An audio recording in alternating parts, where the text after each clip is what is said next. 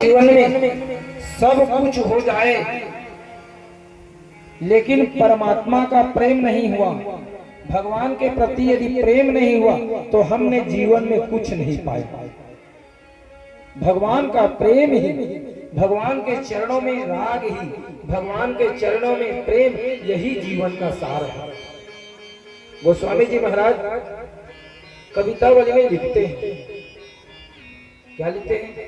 सिय राम स्वरूप अगाध अनूप, बिलोचन मीनन को जल है।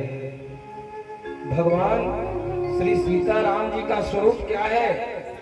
हमारे ये मीन रूपी आंख के लिए अगाध जल, क्योंकि ये जो मीन है ना, मछली, वो अगाध जल में स्वतंत्र रूप से विचरण कर सकती है।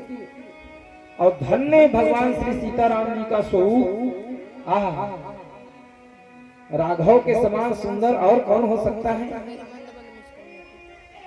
देवी सीता जी के समान कौन सुंदरी हो सकती है? सुंदरता कहा जो सुंदर करे, सुंदरता को भी जो सुंदरता प्रदान करे वो है हमारी सीता जी।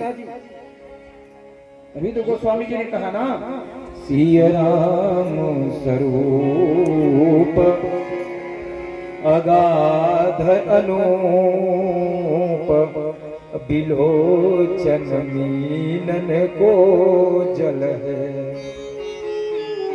और कानों के द्वारा क्या होनी चाहिए? भगवान की कथा, श्रुति राम कथा, मुख राम ही गुनाम, अहिय पुनि राम ही को थल है। ये कानों के द्वारा हम भगवान की कथा सुने और मुख के द्वारा वाणी से भगवान के नाम का जप हो और हमारा हृदय भगवान राम का स्थल बन जाए।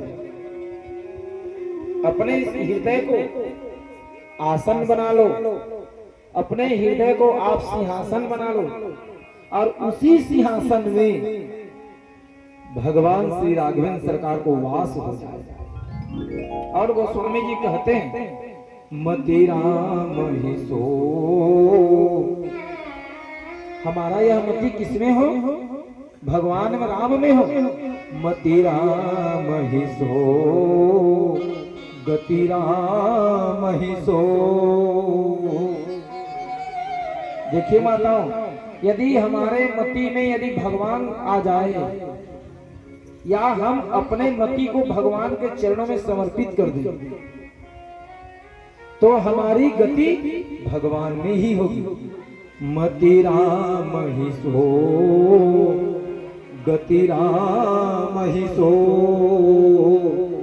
रति राम ही सो, राम ही को बल है। और राम का ही जीवन में बल हो, असब की न कहे तुलसी के मथे, इतनो जगत जीवन को फल है, इतनो जग जीवन को फल है। जीवन का फल क्या है?